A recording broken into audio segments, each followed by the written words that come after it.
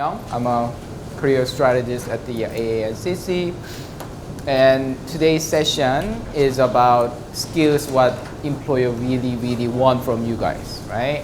So there are many skills we can discuss today, but not just skills. Something what's coming up in our future job market. That's another big discussion we can have it. So, during any time, you can just give us a question, okay? Okay, so first thing I like to do is, a second, I want you to go something called menti.com. Go to menti.com and then they're gonna ask you to type the code. Do you know what is menti.com actually? It's actually simple online quiz stuff. You can actually use it. So while we are waiting until the people are coming in, go to the menti.com and there is a code number 769051. Using your Wi-Fi, using your cell phone, using your laptop. If you don't have any one of them, maybe you can share your friends. So go to the menti.com and the code number is 769051 and you will see the question popping up right there. This room might be filled up, so maybe try not to put your bag beside your seat, if that's okay, and then trying to accommodate the new people coming and have a seat.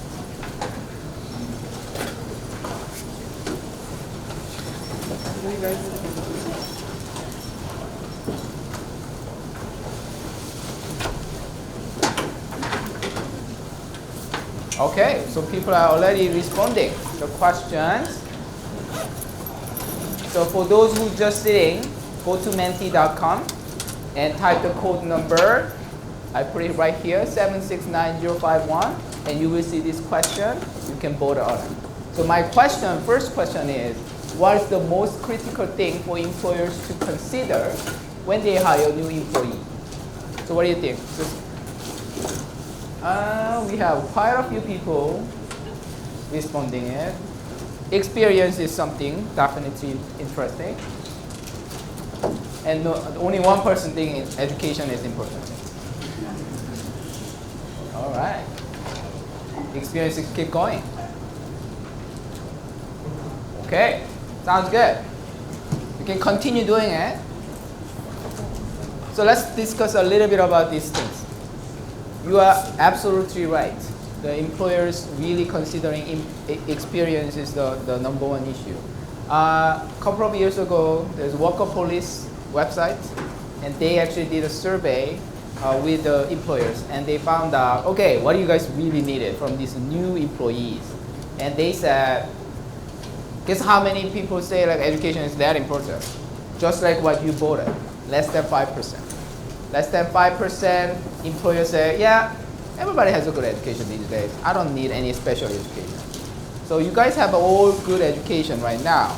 As MRL mentioned this morning, master's is a new bachelor, meaning having a bachelor is a default, right? Master is optional, but it will be nice to have it. But not necessarily everybody should have a master. I didn't go to my master's degree 8 years after I graduated. I graduated undergrad and I have no plan to go for master's, and in some point, okay, maybe I should go. So I went to the master's 8 years after that. Anyway, and they're asking, okay, what else then? Education is only 5%, and what's the next highest level? They actually mention exactly like what you bought, but technical skill.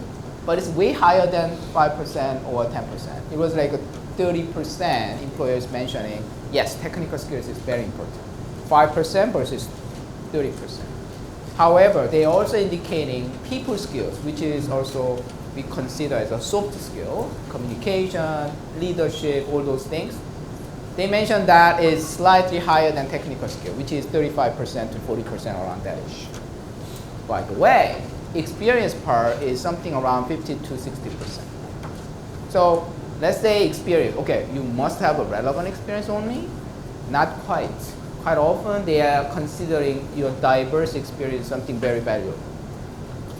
But imagine technical skills plus this people skills, put it together, is actually higher than experience itself, right? So the skills really matter for employers because you have to show them something. If you have 5 years, 10 years experience, it's pretty natural for them to guess what kind of skills they can imagine from your previous experience. But right now, you don't have that much experience yet. You might showing up maybe less than a couple of years of experience by volunteering, by internship, or even some part-time job, or even your lab skills and all those things. But some of those technical skills they are requiring is something maybe you didn't learn from your bachelor's degree, right? That's why we are here to learn about it. Okay, let's move on. And my next question, by the way, is, to the next question. Now you can put another question. What are the skills? You can go back to your cell phone, and you can see the next question now. What are the skills employers need most? So let's think about what skills. I'm talking about any skills, technical skill, people skill. Just one skill if you choose. This is what employers really want these days.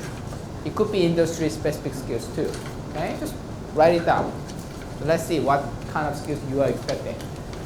Communication, communication, communication. Wow, there are a lot of communication here.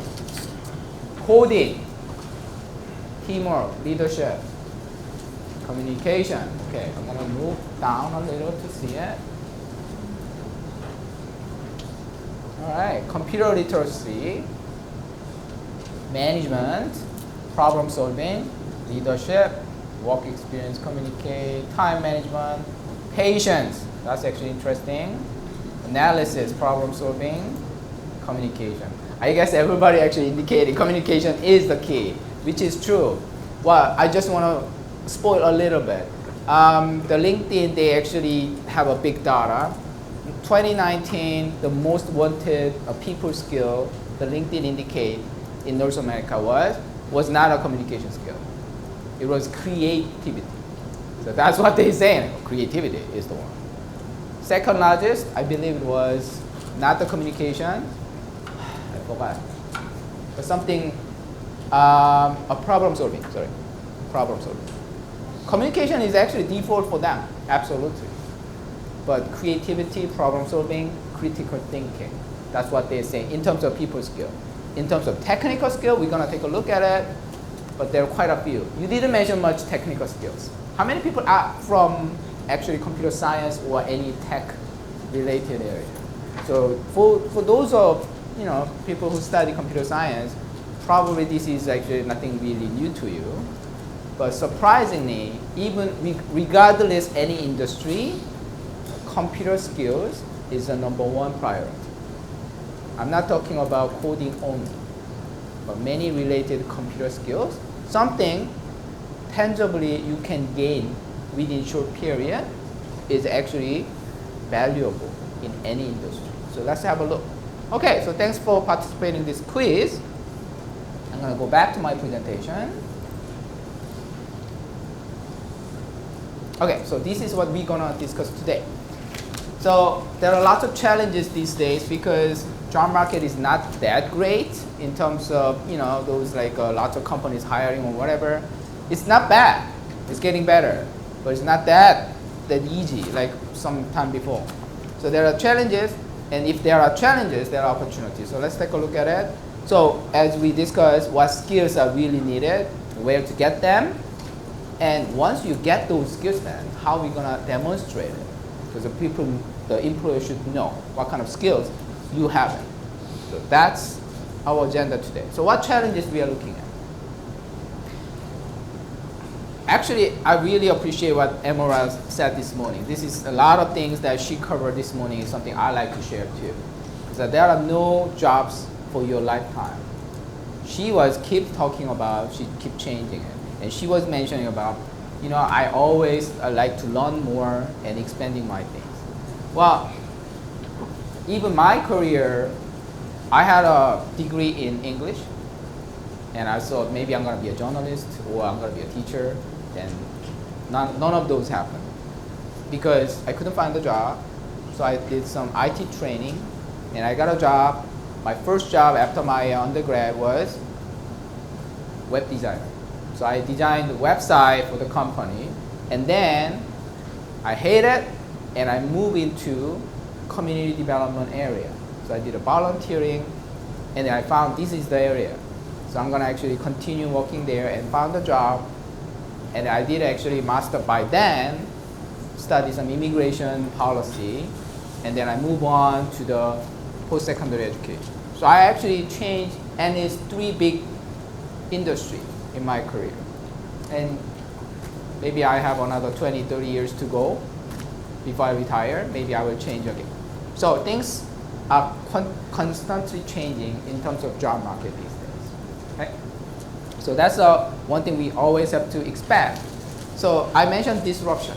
So disruption means a lot of new things coming up, especially what's coming up right now?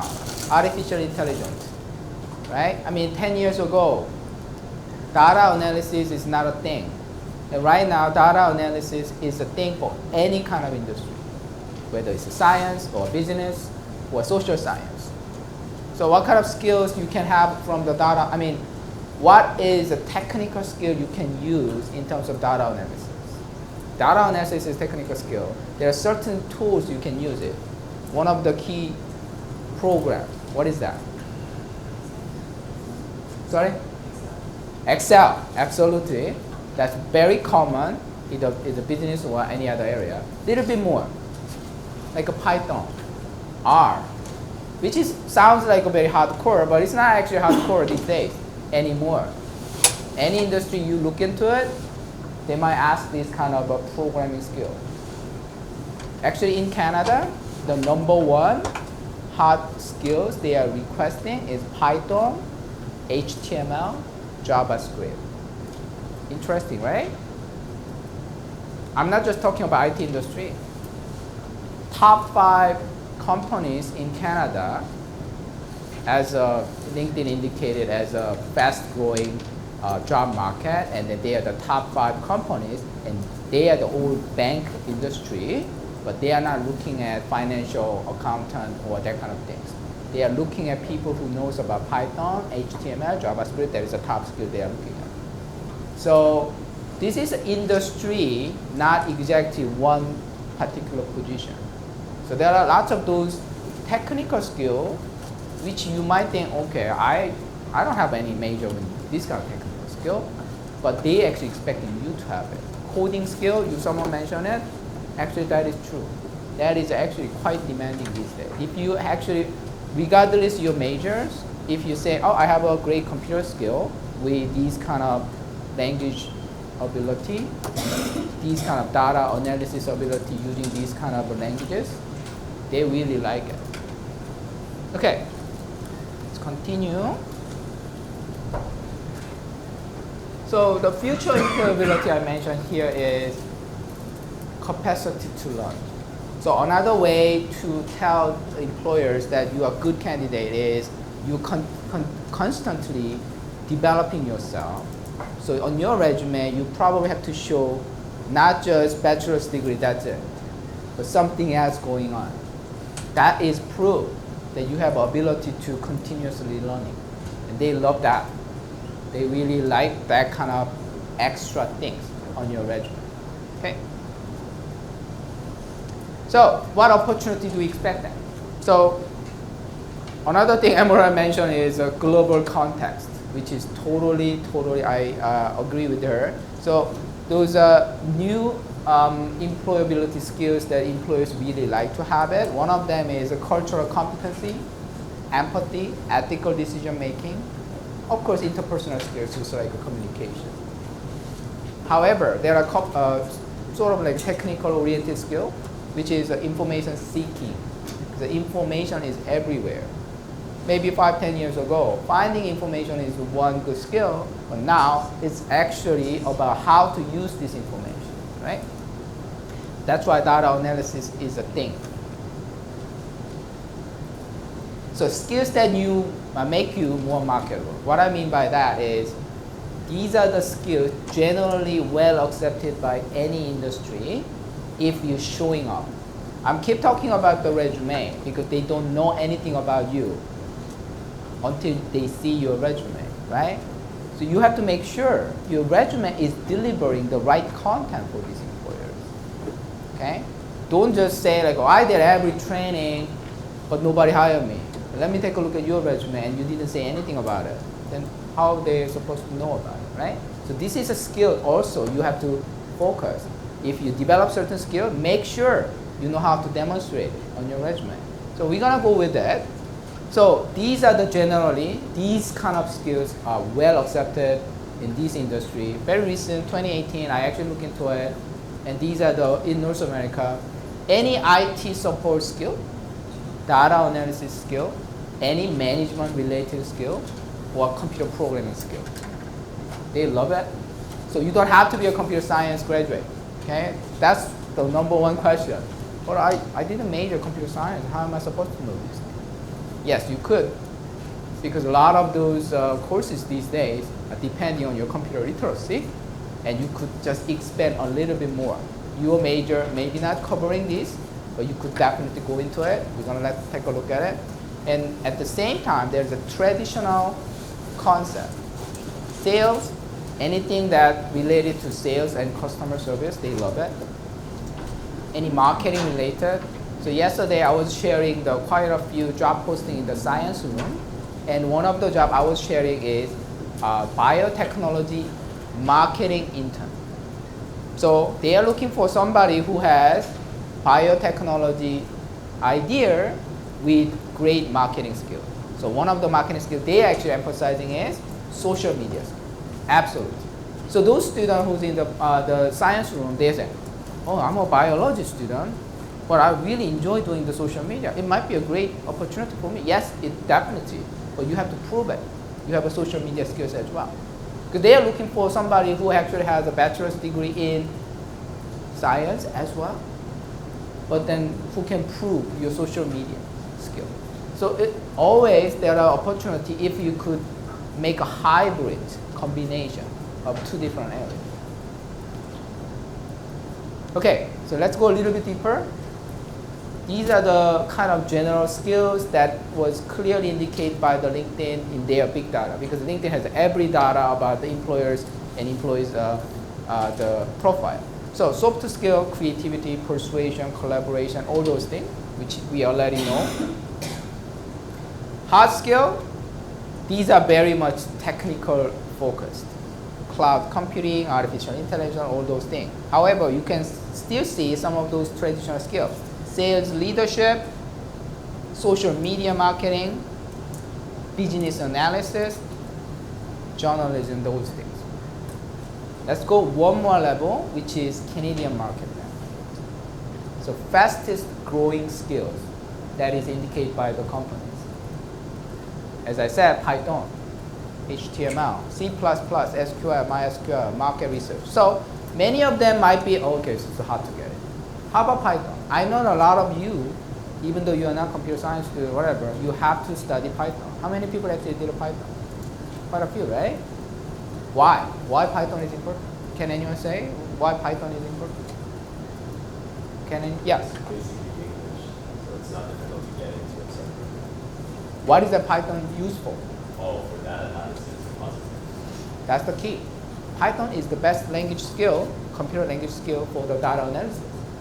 So it's not only for the computer science people. So if you're going for business, okay, go ahead. Yes, absolutely, absolutely. That's the main thing we're gonna talk about. Yeah, we're gonna go into it. So what I'm saying is, don't get scared by those like, oh my God, this is a so computer hardcore skill. No, it's totally, you can go with it. Well, maybe some of them maybe not so easy, like C++. Even though I did IT, short term, even though my English major, I went to the IT school, I couldn't get it. C++ was something that beyond my ability. So I actually went to the web. HTML, it's easy language too. Python, HTML, that kind of thing is easy language to master within the short period. You could definitely do that. Why not? If the employer say, yeah, we will appreciate if you have this kind of extra skill, then invest yourself. So how to learn this skill? That's why we are here. If you continue learning something, yeah, minor could be an option, internship could be an option, continuing education is an option. But you don't have that much time. and now you're graduating. So what's the second, the best option? Online training, also known as MOOC. What does MOOC stand for? Does anyone know? Yes.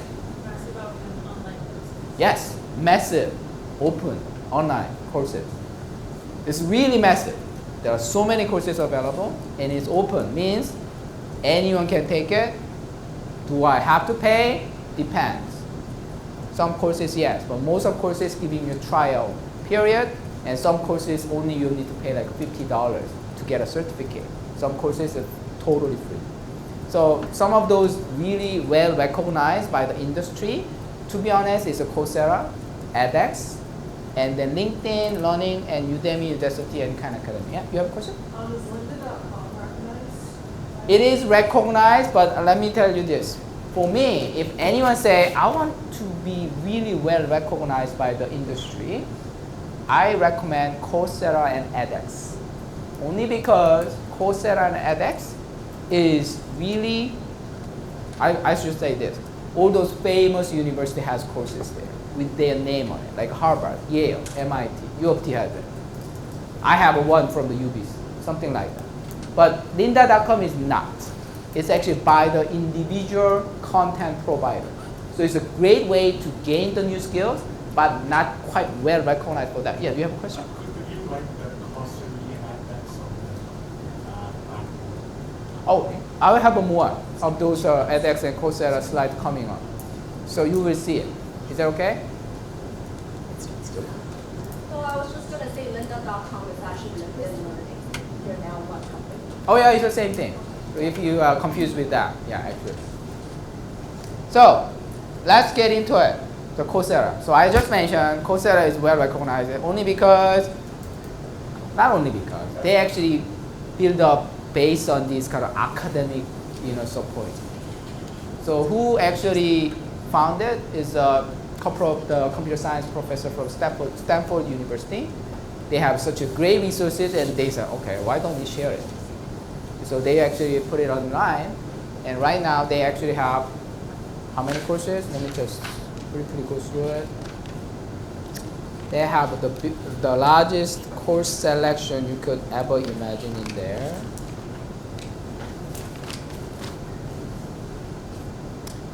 Okay, right now they have 33 million users, and they have, sorry, I didn't mention the course, but thousands of courses available. So this is really well recognized, and quite often I see the student have a resume, and they mention it. I took this certificate. But Coursera, you don't have to mention the certificate as like, this is certificate by the Coursera. No, this is certified by University of something, Harvard, Yale, whatever. Because they actually do provide a course, and with the certificate, with the data still on it, it's totally reasonable. But of course, this is not going to replace your actual degree credits. Okay, that's slightly different. So this is known for the variety of choice. There's entry-level courses, which is taking like a few weeks to complete, to the master's degree. They actually offer a master's degree. To be honest, this master's degree probably costs more than just a couple of $100s, but still way cheaper than actual master's degree. But there are not every university offering this master's degree, but you could definitely look into it. But our point is, to be honest, short-term courses, right? So you can actually build up your the skill competence within short period. Okay, and also they have something like financial aid. If you cannot afford it, you can actually submit your application, and they're giving you kind of grant, depending on your case. They have all those good options, just like a regular university. Yes? No. Only requirement they have sometimes is a prerequisite courses, which is also available in the Coursera. So this is not really something you have to take the entrance exam or anything like that. Second one on edX, which I actually experienced. I experienced Coursera, but Coursera, I didn't actually complete any courses, so I couldn't share that. But I completed one course. It was an Aboriginal Education Certificate course. So it was available at the UBC, and UBC was offering it last year through the edX, and I took it. It was completely free. I completed it because it's an online course, it's 6 weeks.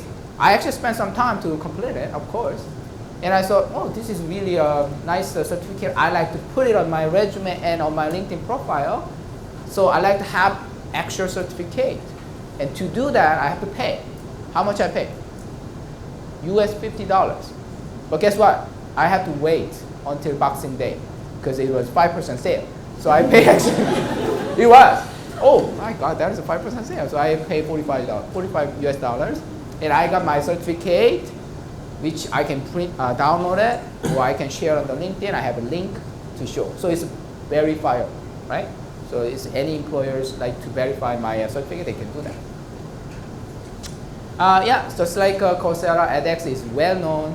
All those famous universities have those courses. I'm gonna go through it. I'm gonna probably take a look at those websites briefly.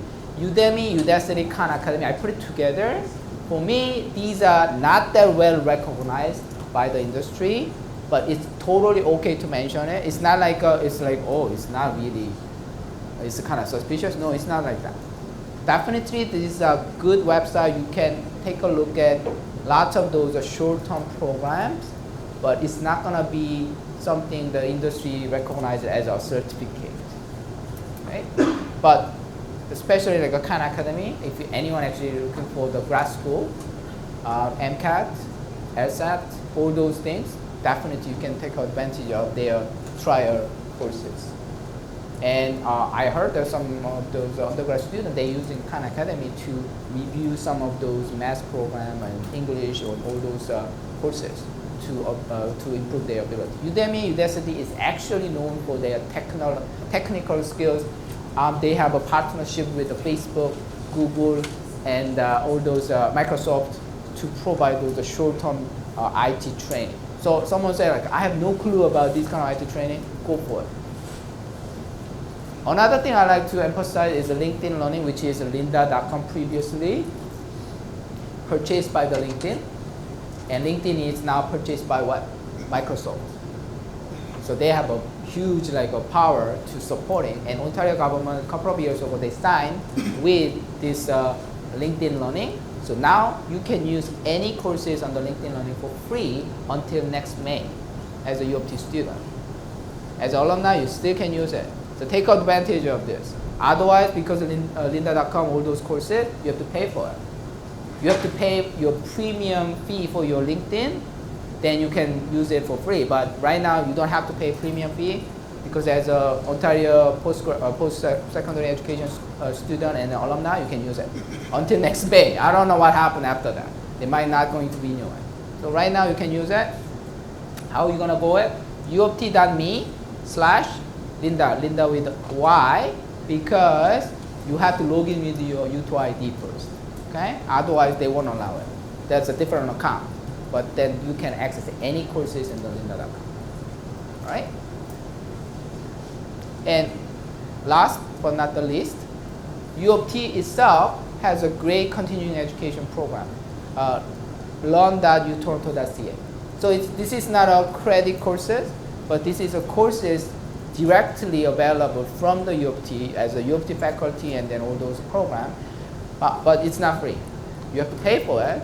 But as a U of T alumni, if you are graduating, you have a $550 credits toward to any courses you are taking.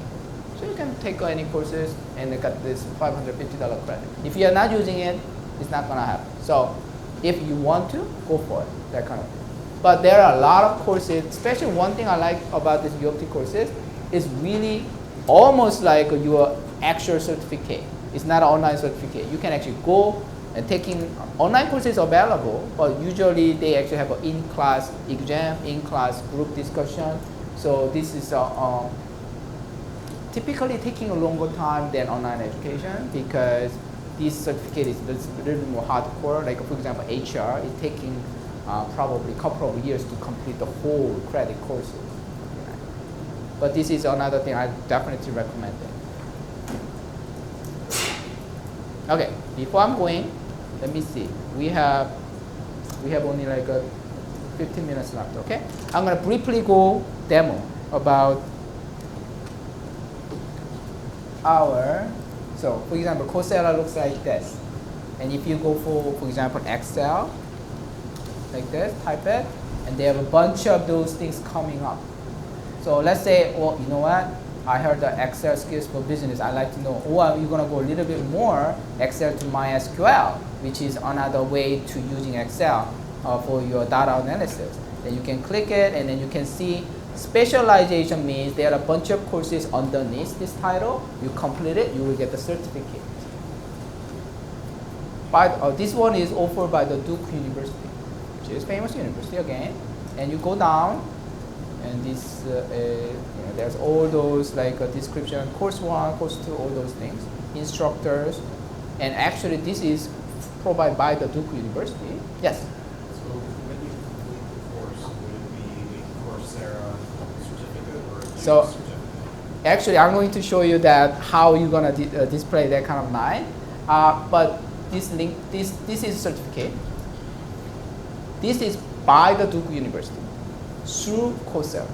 That's how we're gonna demonstrate. Like this certificate is totally not by the Coursera, by the Duke University. But you learn through the Coursera. That's the only thing different than directly learning from the Duke University. Yes. LinkedIn? For now, no. But later on, maybe. Yeah, that's what I'm saying. Until next May, everything is free. but later on, I don't know. Because they have this contract between the government and then the LinkedIn. That's why it's free for the university student right now. In Ontario only, not even US. Okay, take advantage. And then if you click this enroll now, they will actually show you some option, how much you have to pay. So there is something like Canadian $65 per month to continue learning after trial end. So there's 7-day trial. After that, you pay $65 per month. So if you quickly finish it, then that's the only money you're gonna pay. If you continue, then you pay more, I guess. That's how it is. But every program has a different price tag. They're gonna go for it in terms of getting a certificate. Actually, some courses they say it's completely free, but most of courses pay. You have to pay like a small amount of money. But for me, wow, that's very valuable name from the very famous university, and with a good skill set, you're gonna go for it. edX is very similar concept, so I'm not gonna go for it. So as you can see, MIT, Harvard, Berkeley, UBC, U of T is part of those partners as well. So this is okay. This is my LinkedIn. I'm gonna demonstrate about how I actually use it. And this is the University of Toronto, the continuing education. So learn.utoronto.ca. And once you go to the uoft.me/Linda, you will see this kind of screen. And you log in with your UTO ID. You click it, and they're asking you your UTO ID. And then, oh, actually, I already logged in, so they skipped that part. But they're asking you UTO ID, password. And then you go into this lynda.com, and then you can choose any courses. So there are lots of business, graphic, and technical courses available in the lynda.com. See, those courses I mentioned it previously, right? There are reasons why they are offering these courses. Because industry needed those courses. That's why I mentioned all those top courses, which you found that, oh, it's a little awkward. I never studied this kind of thing. How can I get this one? There are courses available. Python is so many courses, too many, in my opinion. You should find the right courses, actually. Data analysis, data science. I'm getting email from Coursera and then edX every day about the course recommendation. Because I actually search for it. Of course, they have a big data. And then they actually sending me an email. Hey, Byung, we have a course for you. You can take it now for whatever, right? So you can definitely search something, and they're going to give you some recommendations too. Yes? You can also get a certificate after the Linda. Yes, yes. So I'm going to show you briefly about that. So for example, on my LinkedIn profile, this is my LinkedIn.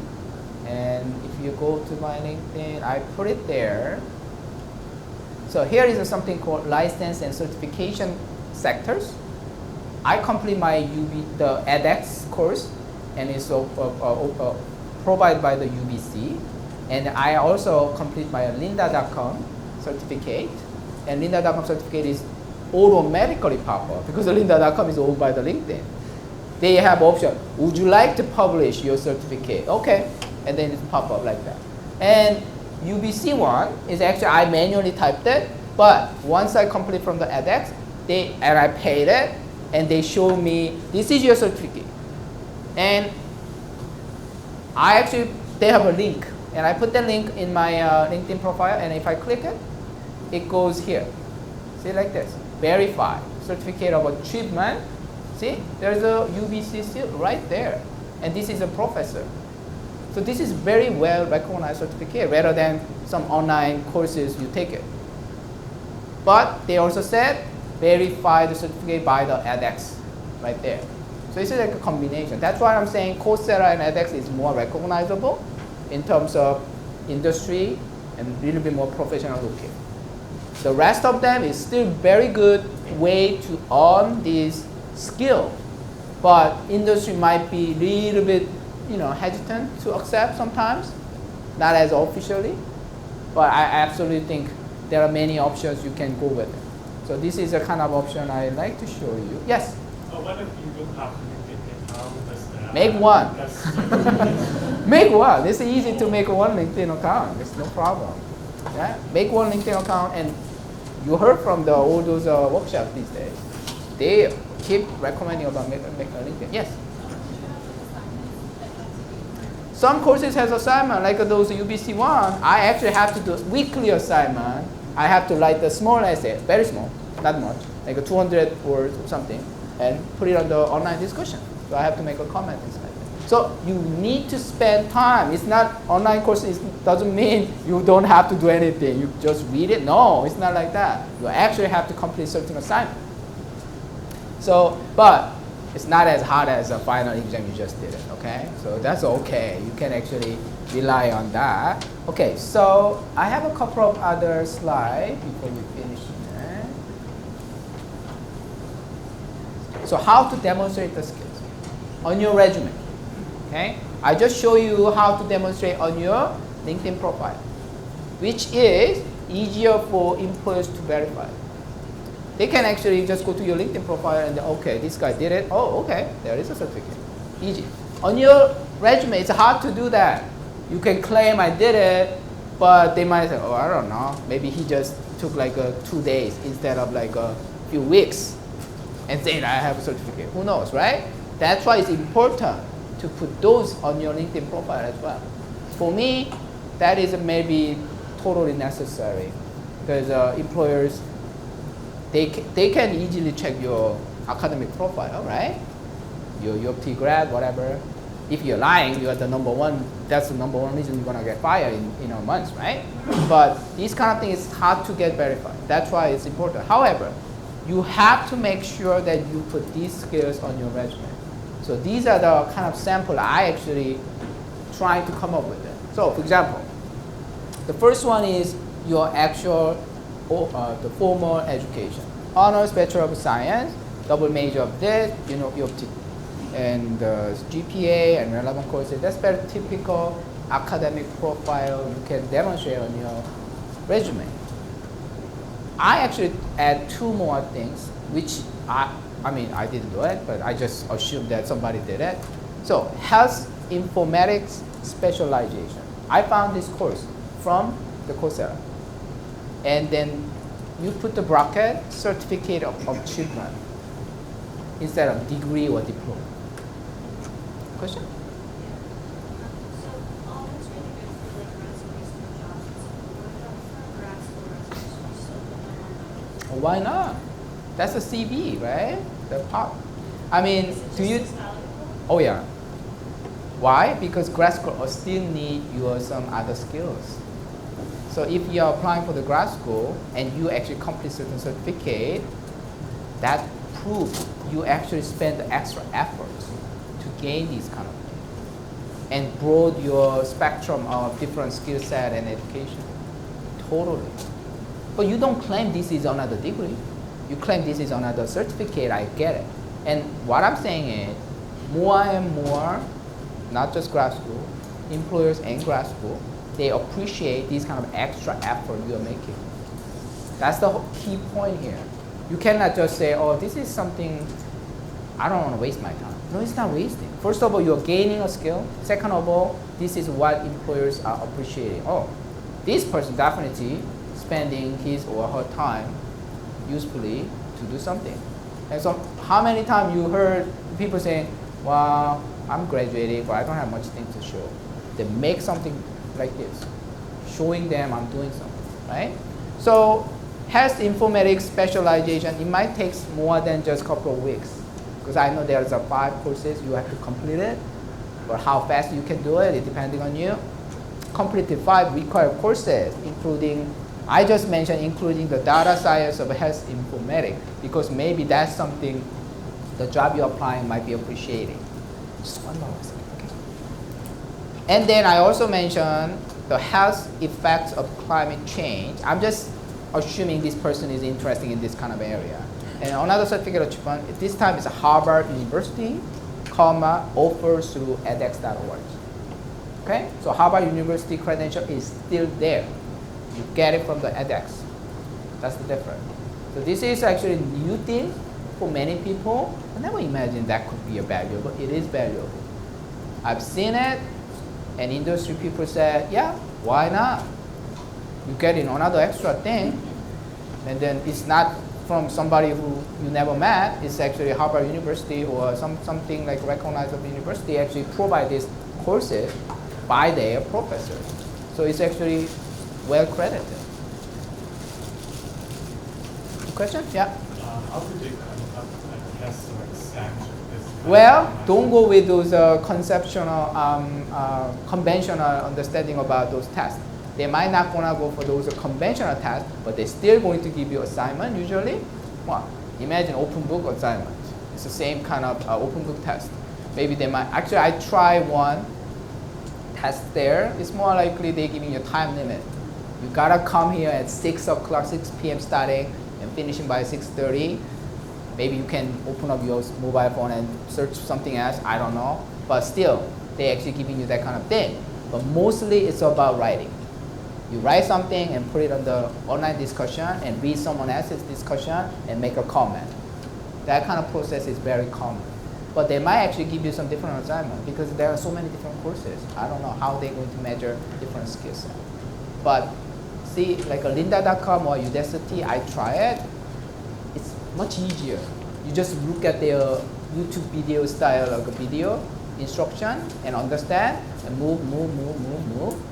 And sometimes they don't even give you the test, and they give you the certificate. That's why it's not that well recognized in that case. However, Coursera and edX is from those actual university, so they're giving you assignment. They're giving you those certain measurements. Not as hard as what you are doing at the UT, probably not, but it's definitely giving you a certain test. So they actually giving more credit for this. But I don't know, it depending on course.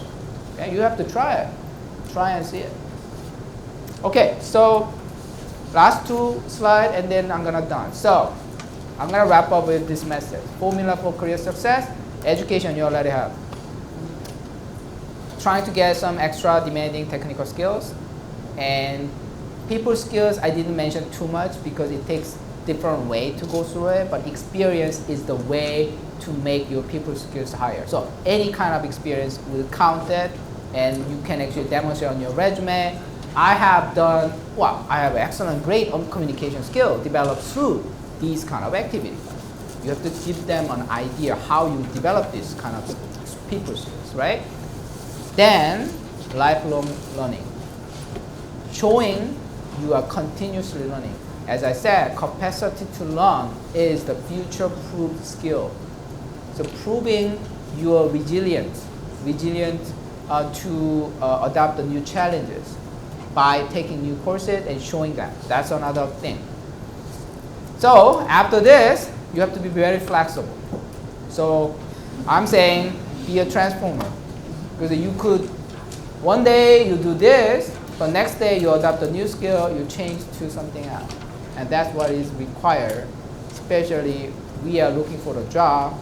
It's a very challenging age of AI industry, right? So we are living in the age of artificial intelligence, which means they are challenging a lot of our traditional careers, That's why we actually have to adopt the new skills as we go along. And short-term solution right now, I just suggested it, taking some courses, something that you don't have it, but you know these are the appreciated by the employers, and put it on your resume. Okay, I'm actually just giving you this very short-term solution for this. But long-term solution is a long, lifelong learning. Okay, so that's for now for my presentation, and thanks for your time. Thank you.